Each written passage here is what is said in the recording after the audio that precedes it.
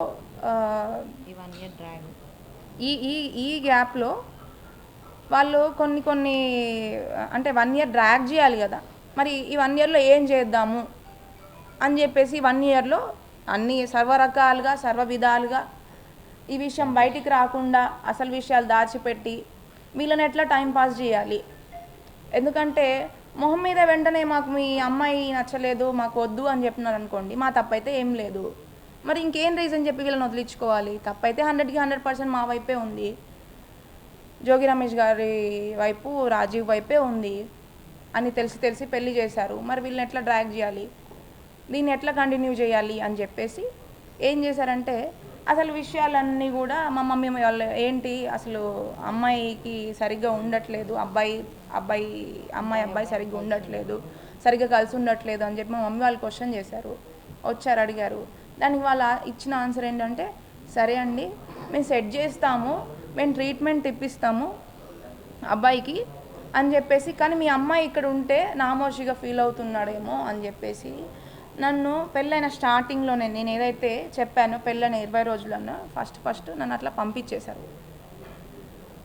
నన్ను పంపించేసి ఇంకా అప్పటి నుంచి ఇప్పటి వరకు కూడా నేను మధ్యలో వెళ్ళి ఒక చుట్టంలాగా ఒక 2 టైమ్స్ వెళ్ళేసి వచ్చాను. దాంట్లో ఒకసారి ఏంటంటే ట్రీట్మెంట్ ఇంకెన్ని మంత్స్ పడుతుంది, ఎంత టైం వెయిట్ చేయాలి. మా మమ్మీ డాడీ కూడా కొత్తగా పెళ్ళయింది అమ్మాయికి, మరి 2 రోజులు మేము నా కూతుర్ని ఇంట్లో పెట్టుకొని మేము ఇట్లా బాధపడుతూ ఉండాలి, మేము కూడా ఎన్నో ఆశలతో మంచిగా ఉంటుందని చెప్పి పెళ్లి చేశాం కదా. నా కన్న తండ్రిగా కన్న కూతురుగా మా కూతుర్ని ఇట్లా అందరూ కూడా క్వశ్చన్ చేస్తున్నారు. మరి మా అమ్మాయి తప్పేముందో, పెళ్ళైన కొత్తలే ఎందుకు తీసుకొని వచ్చి ఇంట్లో పెట్టారనే క్వశ్చన్స్ రేజ్ అవుతున్నాయి. కాబట్టి అసలు విషయం అంటే అప్పటికి మేము బయటికి చెప్పుకోలేదు. అన్ని మంత్స్ నన్ను పంపించిన తర్వాత కూడా కొన్ని మంత్స్ వరకు నేను మా ఇంట్లోనే ఉండాల్సి వచ్చింది. అప్పటి వరకు మా మమ్మీ డాడీ కూడా బయటకి ఎవరికి చెప్పుకోలేదు, ఇట్లా ప్రాబ్లం వచ్చింది అని చెప్పి. ట్రీట్మెంట్ కోసం అని చెప్పి వెయిట్ చేసాము. ఆ ట్రీట్మెంట్ అయిపోయిన తర్వాత ఒక 4 మంత్స్ మీ అందరికీ తెలిసినట్టుగా అతను లిక్కర్ కేసు అనేది ఒక 3 to 4 months వేస్ట్ అయింది. ఒక 3 months వచ్చేసి లిక్కర్ కేసులో వాళ్ళు జైల్లో ఉండడం జరిగింది. వాళ్ళ తమ్ముడు రాము అండ్ రమేష్ గారు కూడా జైల్లో ఉండడం జరిగింది. ఆ 3 months తర్వాత ఇంకొక 1 month వచ్చేసి వాళ్ళు పాపము చాలా ఇబ్బంది పడ్డారు ఆ 3 monthsలో. కాబట్టి పరామర్శ కోసం జగన్ గారు కూడా వీళ్ళందరూ కూడా వచ్చి పాపం వాళ్ళని పరామర్శించారు. బట్ దాని వెనక నాకు ఎన్నో ఇబ్బందులు అయినాయి, అవి ఎవ్వరికీ తెలీదు. బట్ నన్ను కనీసము ఇబ్బంది పెట్టిన వాళ్ళు ఆ సొంత నా అత్త మామ, నా ఆడపడుచు కానీ, నా భర్త కానీ, వాళ్ళ తమ్ముడు కానీ, లేకపోతే ముందు నుంచి ఈ పెళ్ళికి ముందు నుంచి వాళ్ళ పెద్దలుగా ఉన్న వాళ్ళ కుటుంబ సైడ్ నుంచి పెద్దలుగా ఉన్న జోగి రాము, వాళ్ళ తమ్ముడు జోగి రాము కానీ, స్వామి కానీ, వీళ్ళందరూ ఎవ్వరు కూడా మరి ట్రీట్మెంట్ కోసం అని చెప్పేసి నన్ను పంపించేసిన తర్వాత నన్ను పట్టించుకున్న వాళ్ళు ఎవ్వరు లేరు. వాళ్ళ పనులలో వాళ్ళు ఉన్నారు, వాళ్ళ రాజకీయాలలో వాళ్ళు ఉన్నారు. మీరు అబ్జర్వ్ చేస్తే పెళ్ళయింది 28th May. ఎక్కడ కూడా నేను ఏ వీడియోలో కూడా ఎక్కడ కూడా నేను కనిపించలేదు. ఎందుకంటే నన్ను పంపించేశారు, ట్రీట్మెంట్ అనే పేరుతో నన్ను పంపించేశారు అక్కడికి. అది రోజులు అని చెప్పి రోజులు కాస్త నెలలు కాస్త సంవత్సరం కాక సంవత్సరంన్నర నుంచి ఈ రోజు వరకు కూడా మేము ఇబ్బంది పడుతూనే ఉన్నాము. ఏ రోజు కూడా మమ్మల్ని ఇబ్బంది పడుతున్నందుకు మాకు ఫోన్ చేసి ఎట్లా ఉన్నావమ్మా, ఏమున్నా, అసలు ఉన్నావా లేవా అని నన్ను పట్టించుకున్న వాళ్ళు లేరు. జోగి రమేష్ గారు కానీ, వాళ్ళ ఫ్యామిలీ మెంబర్స్ కానీ, ఎవరు కానీ వాళ్ళ ఆనందాల్లో, వాళ్ళ సంతోషాల్లో, వాళ్ళ రాజకీయాల్లో, వాళ్ళ సెలబ్రేషన్స్లో వాళ్ళు కంటిన్యూ చేసుకుంటూ ఉన్నారు. సో బట్ ఆ 1.5 year నుంచి నేను కానీ, మా డాడీ కానీ, మా మమ్మీ కానీ అతను పెట్టిన ఇబ్బందుల వల్ల ఎంతో మానసిక క్షోభకి గురైనాము. అది ఎన్నో రోజులు నేను నిద్రలేని రాత్రులు గడిపాను. ఎన్నో ఆశలతో నేను పెళ్లి చేసుకొని ఇట్లా అవుతే ఎందుకు ఇట్లా అయింది, అసలు నాకే ఎందుకు ఇట్లా అయింది అని చెప్పి నన్ను నేనే క్వశ్చన్ చేసుకొని ఎన్నో నిద్రలేని రాత్రులు కూడా నేను గడపడం జరిగింది. సో అంటే నేనేం చెప్దాం అనుకుంటున్నా అంటే, మరి నా తప్పేం లేదు. బట్ నిన్న ఆయన చెప్పిన విషయం ఏంటంటే, అంటే మీరు మీరు మీరు మీడియా వారందరూ కూడా మీరు ఏది కూడా తప్పుగా ఏమీ ప్రచారం చేయలేదు. నేను ఎఫ్ఐఆర్లో ఏదైతే పెట్టానో దాన్నే మీరు తెలియజేయడానికి ప్రయత్నించారు. అంటే అతని జోగి రమేష్ గారి తప్పుల్ని బయట పెడితేనే, అతను చేసిన నాకు పెట్టిన ప్రాబ్లమ్స్ని బయట పెడితేనే, అతను అంత మానసిక క్షోభకి గురైతే అనుభవించిన ఏ తప్పు లేకుండా ఆ శిక్షలన్నీ అనుభవించిన నాకు ఎంత మానసిక క్షోభ ఉండాలి. నేను 1.5 year నుంచి ఎంత ఎంత నేను కానీ నా కుటుంబం కానీ ఎంత సఫర్ అయి ఉండాలి. అది ఏ రోజైనా ఒక ఒక ఆడపిల్ల తండ్రి లాగా, నా కూతురులాగా అని జోగి రమేష్ గారు అన్నారు కాబట్టి ఏ రోజు కూడా ఆలోచించలేదు. ఒకవేళ ఆలోచించే ఉండుంటే ఖచ్చితంగా ఈరోజు నాకు ఈ పరిస్థితే వచ్చేది కాదు. నేను ఇట్లా అందరి ముందుకి వచ్చి చెప్పాల్సిన రోజు వచ్చేది కాదు. సో నేను ఏం చెప్దాం అనుకున్నానంటే, మరి మనస్పర్ధలు వచ్చాయని ఏదో చెప్తున్నాడు, అసలు విషయాలు పక్కన పెట్టి. మరి వస్తే వాళ్ళ కొడుక్కి వాళ్ళ కుటుంబానికి మరి ఏం సర్ది చెప్పుకున్నాడు, సెట్ చేయడానికి ఏం ప్రయత్నాలు చేశాడు 1.5 year నుంచి.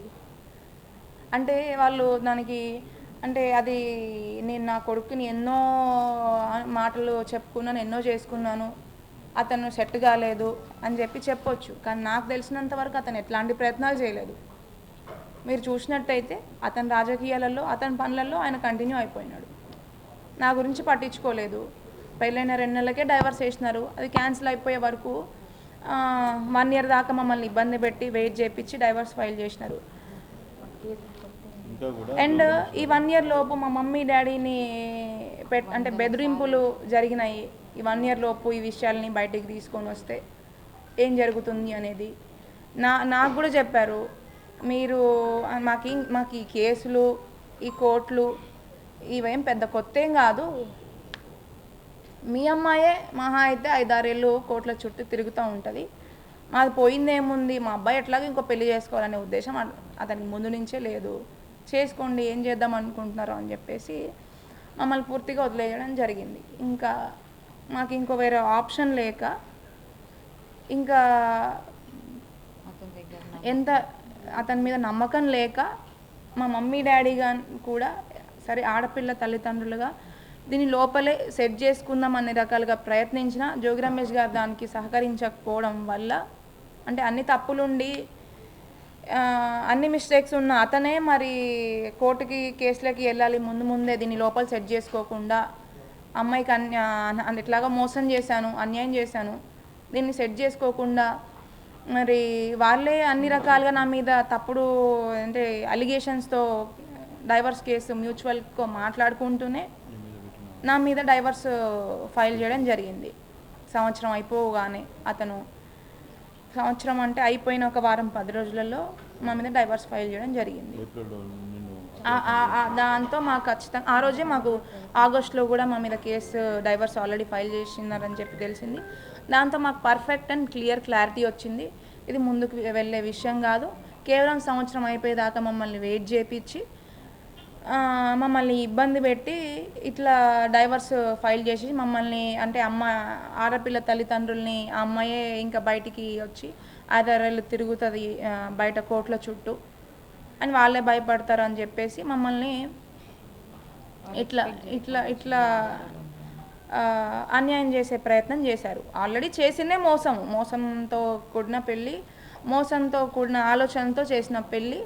మళ్ళీ ఈ విషయంలో కూడా అట్లీస్ట్ ఆ అమ్మాయి ఆడపిల్ల, అమ్మాయిని ఇబ్బంది పెట్టకూడదు అని చెప్పి మళ్ళీ కూడా మాతో మ్యూచువల్కి మాట్లాడుకుంటూనే డైవర్స్ ఫైల్ చేసి ఇంకొక మోసం. ఇట్లా అంటే మేము ఎన్నని మేము తట్టుకుంటామండి. మోసం మీద మోసము ఇట్లా ఎన్నని తట్టుకుంటాము. అంటే ఆయన అనుకుంది ఏంటంటే ఈరోజు నేను ఇట్లా వచ్చి మీ అందరి ముందుకి ఉన్న వాస్తవాలని నిజాలని చెప్తానని ఆయన ఎక్స్పెక్ట్ చేయలేదు. నన్ను కానీ నా కుటుంబం కానీ చాలా చిన్న చూపు ఆలోచన ఉండడం వల్ల ఆయన మమ్మల్ని అంత కేర్లెస్గా అని తప్పులున్నా కూడా ఇట్లా ఇట్లా ఇలాంటి బిహేవియర్తో ఇట్లా మమ్మల్ని భయపెట్టాలని చెప్పి ప్రయత్నించాడు. అంటే అంటే మా మీద చిన్న చూప, అంటే ఆడపిల్ల జీవితము అని అంటే అంత చులకన భావం ఉంది ఆయనకి. వాళ్ళ ఇంట్లో ఆడపిల్లలే ఆడపిల్లల, వాళ్ళ ఇంట్లో ఆడవాళ్ళే ఆడవాళ్ళ, అంటే వాళ్ళు మాత్రం ప్రొటెక్టెడ్గా లోపలగా హాయిగా ఉండాలి. మేము మాత్రం ఇట్లా అన్యాయం జరిగింది అని చెప్పి కోర్టుల చుట్టూ లాయర్ల దగ్గరికి ఇట్లా ఈరోజు నాకు అన్యాయం జరిగింది అని చెప్పి మేము ముందుకు వచ్చి ఇట్లాంటి పరిస్థితి, ఇట్లాంటివన్నీ నాకు కలగడానికి రీజన్ ఎవరు అంటే ఖచ్చితంగా 100కి 100% Jogi Ramesh and his family members. Jogi రమేష్ని ఒక్కడనే బ్లేమ్ చేయట్లేదు నేను, జోగి రమేష్ గారిని ఒక్కడనే బ్లేమ్ చేయట్లేదు, వాళ్ళ కుటుంబం మొత్తాన్ని, వాళ్ళందరికీ ముందే తెలుసు ఖచ్చితంగా. దానికి సంబంధించిన ఆధారాలు, దానికి సంబంధించిన సంభాషణలు కూడా అతనికి పెళ్ళికి ముందే ఈ విషయాలన్నీ తెలుసు వాళ్ళ పేరెంట్స్కి అనే సంభాషణలు కూడా నా దగ్గర క్లియర్ ఎవిడెన్స్ ఉంది. ఇంకొక విషయం ఏంటంటే నిన్న ఇవన్నీ ఇప్పుడు నా దగ్గర ఉన్న ఆధారాలు కానీ, ఆడియోలు కానీ, వీడియోలు కానీ, ఎవిడెన్స్ కానీ నేను నా ఆడపిల్లగా నా సేఫ్టీ కోసం నేను ప్రిజర్వ్ చేసి పెట్టుకున్నాను. వాటిని కూడా అది అన్నీ ఏఐ వీడియోలు అని చెప్పేసి దాన్ని అంటే ఊరికే తీసేసినట్టు తప్పుడుగా ప్రచారం చేస్తున్నారు. మరి ఇంకా కూడా నా దగ్గర క్లియర్ ఎవిడెన్స్ అనేది ఉంది నాకు. అంటే నేను పెట్టింది జస్ట్ ఒక 20% మాత్రమే. ఆ రోజు నాకు తెలీదు ఎఫ్ఐఆర్ ఫైల్ చేసేటప్పుడు ఎవిడెన్స్ కూడా ఇవ్వాలి అని చెప్పి ఆ 20% ఎవిడెన్స్ మాత్రమే నేను ఫైల్ చేశాను, అదే బయటకు వచ్చింది. ఇంకా కూడా నా దగ్గర చాలా ప్రతి ఒక్క నేను ఎఫ్ఐఆర్లో మెన్షన్ చేసిన ప్రతి ఒక్క ఎవిడెన్స్ నా దగ్గర ఉంది. అది కూడా నేను ఖచ్చితంగా టైం వచ్చినప్పుడు మీ అందరికీ చూపిస్తాను.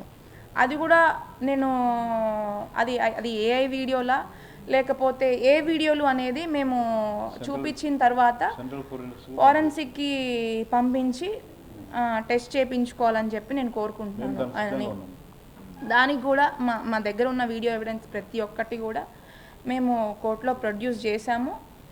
అండ్ దానికి సంబంధించిన ఒరిజినల్ డివైజెస్ కూడా మేము సబ్మిట్ చేసి ప్రతి ఒక్కటి మేము లీగల్ పరంగా ముందుకు వెళ్తున్నాము. అండ్ ఈ ఇప్పటికైనా అట్లీస్ట్ జోగి రమేష్ గారు అండ్ శకుంతల గారు వాళ్ళు చేసిన మిస్టేక్స్ ఏంటి, వాళ్ళు చేసిన అన్యాయం ఏంటి, ఒక ఆడపిల్లను పెట్టిన బాధ ఏంటి అనేది కొంచెం గుర్తించి నన్ను వీలైనంత తొందరలో మీ అందరి ద్వారా నేను తెలియజేసుకోవాలి. ఏమనుకుంటానంటే నాకు తొందరగా దీని నుంచి విముక్తి కలిగి నేను ఒక పీస్ఫుల్ లైఫ్ని స్టార్ట్ చేద్దామని అనుకుంటున్నాను. అది జోగి రమేష్ గారు సహకరించి నాకు విముక్తి కలిగించి ఇప్పటికైనా ఆయన పెట్టిన ఇబ్బందులను ఆపేసి విముక్తి కలిగిస్తే అది అందరి సపోర్ట్తో.